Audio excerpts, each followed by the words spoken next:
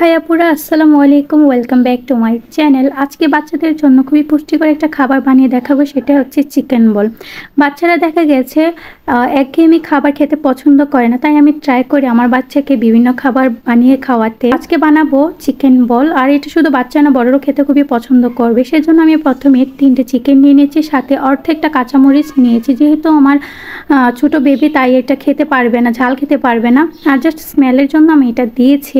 এখন আমি 2টে ব্লেন্ড করে নিব, ভালোভাবে ব্লেন্ড করতে হবে। আর সাথে আমি এখানে রসুন বাটা দিয়ে দিয়েছি অল্প পরিমাণের মতো। চিকেন অনুযায়ী আপনার আদা রসুনটা মেপে দিবেন আইডিয়া অনুযায়ী।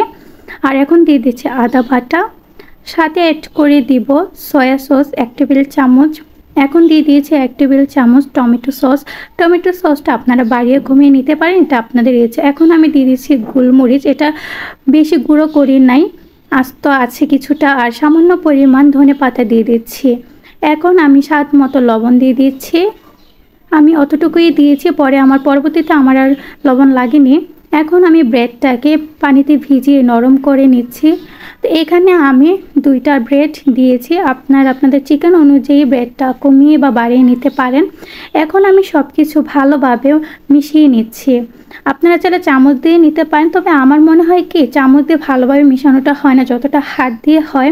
তো এখন আমি হাতটা ক্লিন করে হাতে তেল মাখিয়ে এখন আমি ছোট ছোট করে বল বানিয়ে নিচ্ছি। তো আপনারা দেখুন আমি কিভাবে করছি। আপনারা বিভিন্ন ডিজাইন দিতে পারেন, কারণ বাচ্চারা কিন্তু বিভিন্ন ডিজাইন কিন্তু খুবই পছন্দ করে। তো আমি আজকে যেহেতু চিকেন বল বানাবো, তাই বলই করে দিচ্ছি। তো দেখুন আমি কিভাবে করছি। তো সবগুলো আমি এইভাবে বানিয়ে নিব। তো এখন আমি এই বলগুলোকে সরাসরি সিদ্ধ করতে দিব না, আমি এটাকে 2 ঘন্টার জন্য রেস্ট দিয়ে দিব। তো 2 ঘন্টা পর ফিরে এলাম। এখন আমি আবারও একটু শেপটা ঠিক করে নিচ্ছি। তো এইভাবে আমি প্রত্যেকটা বলগুলো শেপ ঠিক করে নিব। তো আমি আগে থেকে পানি গরম করে নিয়েছি, এখন ফুটন্ত পানিতে আমি সবগুলো বল একে একে রেখে দিব।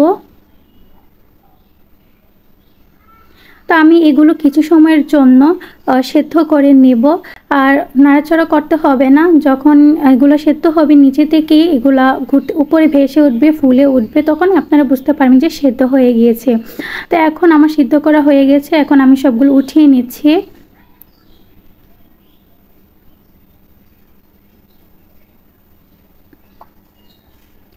এখন আমি এই বলগুলোকে কিছু সময়ের জন্য রেস্টে রেখে দেব, মানে ঠান্ডা হওয়ার জন্য রেখে দিব। দেখুন ভিতরটা কত সফট হয়েছে। ঠান্ডা হওয়ার পর আমি সরাসরি চুলায় চলে যাচ্ছি। আমি আগে থেকে তেলটাকে হালকা গরম করে নিয়েছি, আর চুলাকে মিডিয়াম রেখে সবগুলো বল ভেজে নিব। আপনারা চাইলে ডুবো তেলও ভাজতে পারেন। তো কিছু সময় নাড়াচাড়া করার পর আমি সবগুলো বল ভেজে নিয়েছি। তো এখন সবগুলো বল উঠিয়ে নিচ্ছি। বলগুলোকে আপনারা চাইলে আরও ভাজতে পারেন বা হালকা ভেজে উঠিয়ে নিতে পারেন। এই রেসিপিটি ফলো করে আপনারা অবশ্যই বাসায় একবার হলেও ট্রাই করে দেখবেন। অবশ্যই আপনাদের বাচ্চা খুবই পছন্দ করবে। এই তো আমার চিকেন বলের ফাইনাল লুক। এইভাবে আপনারা ডেকোরেশন করে আপনাদের বাচ্চাদেরকে দিতে পারেন। আমার ভিডিওটি যদি ভালো লেগে থাকে অবশ্যই একটি লাইক কমেন্ট করবেন, আর আমার চ্যানেলটিকে সাবস্ক্রাইব করে আমার পাশে থাকবেন। আল্লাহ হাফেজ।